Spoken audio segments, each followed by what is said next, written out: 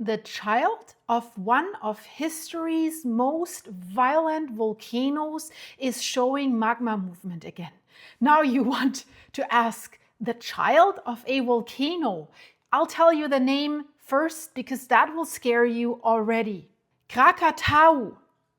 And now Anak Krakatau is smoking again today. But the dangerous part is not the height of the plume that we see in the current videos that you see behind me right now. The plume was only roughly 100 meters, that's roughly 330 feet above the crater. But yeah, I know, guys, that sounds small, but this is Anak Krakatau. This is not just some whatever tiny thing. So hear me out.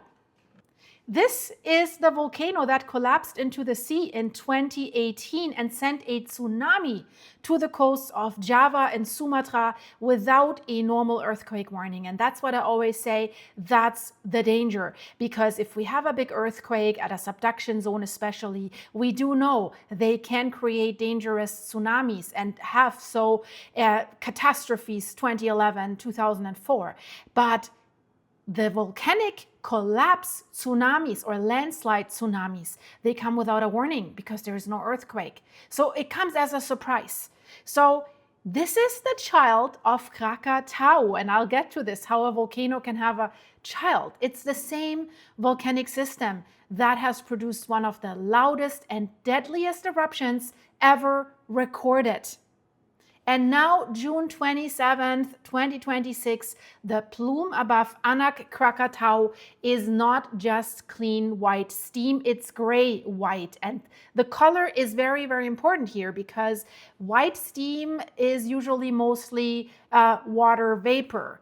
It can be normal degassing, not a great cause of concern. But when the plume turns gray, that means ash and fine rock particles are mixing into the column, and they have to come from something. And if it's a volcano, well, we kind of can guess what it is. That means the volcano is not only breathing out gas, it's moving material from inside its crater. So the latest images show that a thick gray-white plume is rising from the active crater and is drifting southwest across the Sunda Strait. So official alert level is at level 2, Waspada. The restricted zone is still 2 kilometers away from the active crater. That is about 1.2 miles. So it has been raised to level 2 out of 4 level. People are being told to stay out of that area. So that does not mean we have confirmation of a major eruption. And it also does not mean we will see like a super volcanic or something eruption. But it means that the system is active and something's going on at very shallow depth. So that's why we're really looking at this thing right now. And there are seismic signals, and they are giving us an answer.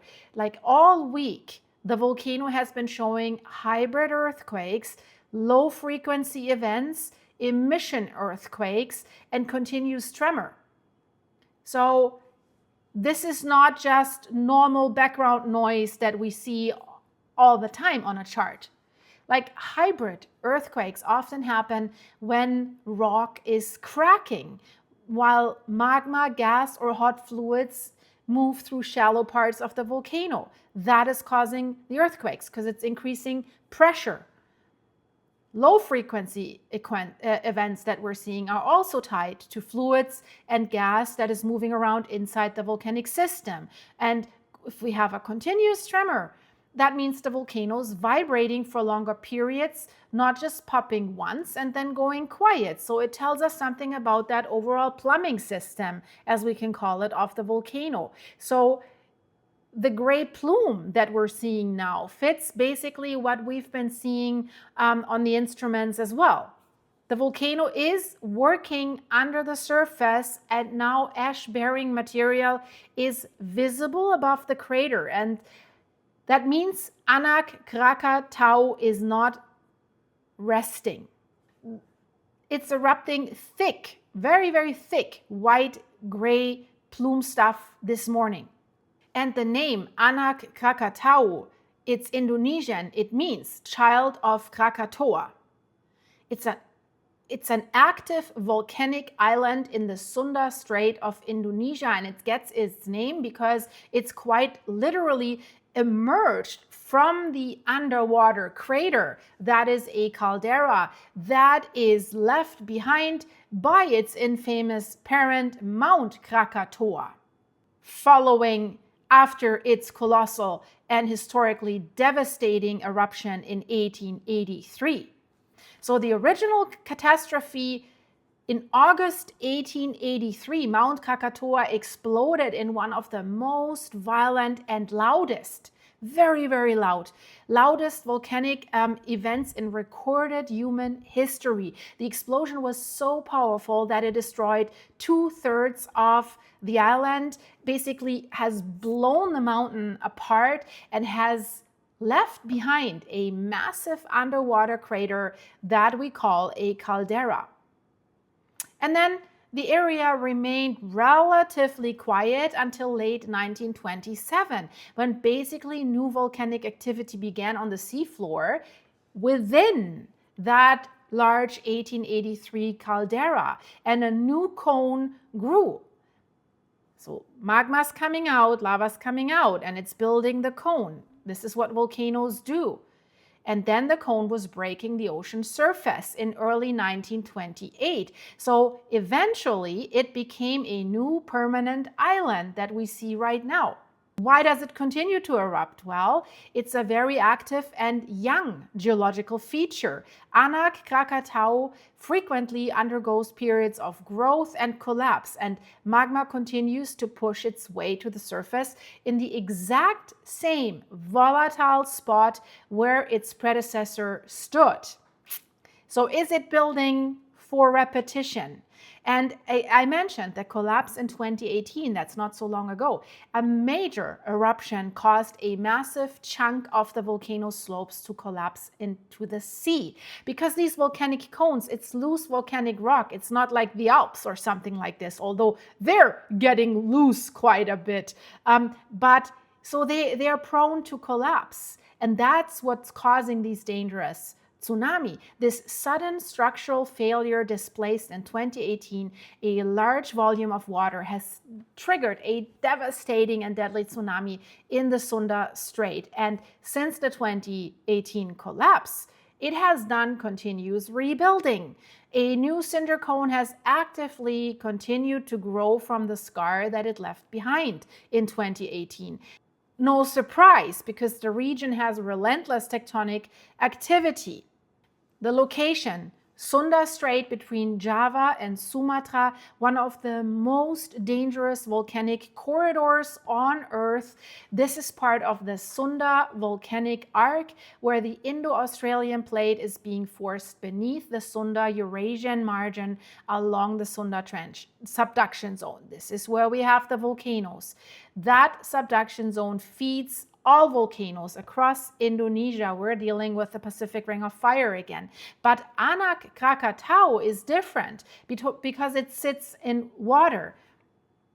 And that makes every change that it has more complicated. If we have a normal volcano on land, it can throw ash, lava bombs, pyroclastic flows onto land, and many volcanoes in Indonesia are doing so. And of course, Anak Krakatau can do that too, but because it is an island volcano inside a strait, part of the danger is not only what goes up there, it's what can slide sideways into the sea and what's going on beneath the water surface. And that's why it was so deadly in 2018.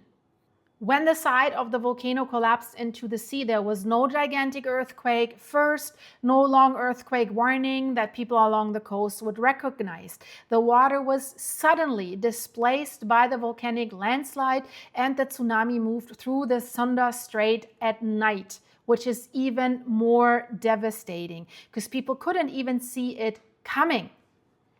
Coastal areas like Banten on Java, Lampung on Sumatra were hit. Tourist areas were full.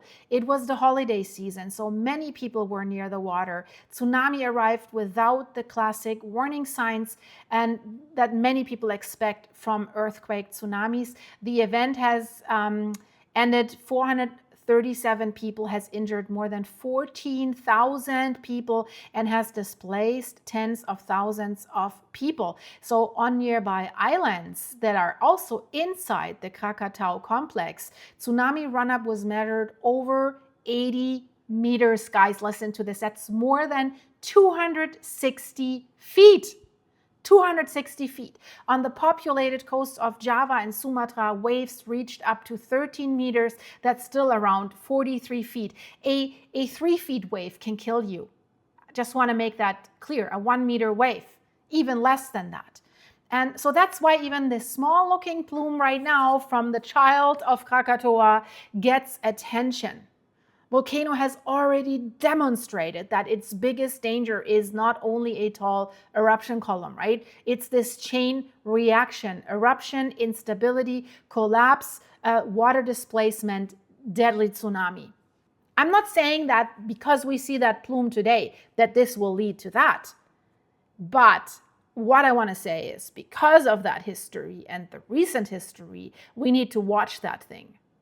And the child, its parent, produced the catastrophic 1883 eruption. That was a VEI-6. That means Volcanic Explosivity Index. It's a scale for explosive eruptions. VEI-6 is called colossal. Colossal. It's not a supervolcanic eruption.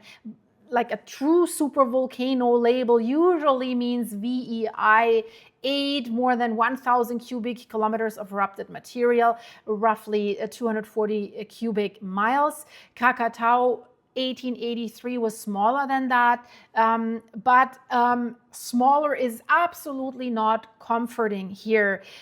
This eruption in 1883 was still one of the most violent eruptions in recorded history, has destroyed much of the old island. Northern 2/3 collapsed beneath the sea. Ash rose, listen to this, about 80 kilometers into the sky. That's nearly 50 miles. And this is the interesting thing. The explosion was heard thousands of kilometers and miles away. Pressure waves circled around the globe. Tsunamis smashed into nearby coastlines. At that time, where it was not that densely populated like it is now, 36,000 people were lost, most of them from tsunami waves, not basically from ash falling directly into them. The largest tsunami recorded in Banten reached about 41 meters. That's 135 feet. That is the historical shadow behind the child, Anak Krakatau.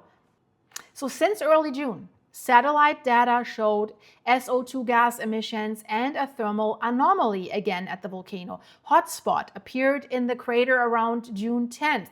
Then shallow type earthquakes increased. Emission earthquakes, hybrid events, low frequency quakes on June 18th and 19th. Those shallow signals rose sharply, and since June 26th, the intensity of emission earthquakes and gray ash bearing smoke increased again. So that's a pattern, guys. Gas, heat, shallow quakes, tremor, gray plume. This volcano is becoming more active near the surface. If this escalates, the hazards are clear. Ashfall, hot rock fragments, lava, pyroclastic flows, and dangerous conditions for boats near the island. Mariners and fishing communities in the Sunda Strait should not treat this low plume as harmless. Explosions can change quickly. The crater area is already restricted for a reason, right? There's no evidence that anything like 1883 is going to repeat. But we need to watch out for the next warning signs. Again, the landslides are the danger. Are the ash columns getting larger, stronger, continuous tremor, more frequent, low frequency in hybrid quakes, visible incandescence, lava at the crater, deformation, or a change in the official alert level, of course, right? I will be watching this for you, absolutely. And While I do that, watch the video that I have here in the end screen about that devastating earthquake in Venezuela, because they should have known, because how these buildings collapsed, and they all collapsed in the same way, floor after floor, a little bit like 9/11 style, and how they fell over then. They have seen this again already in 1963.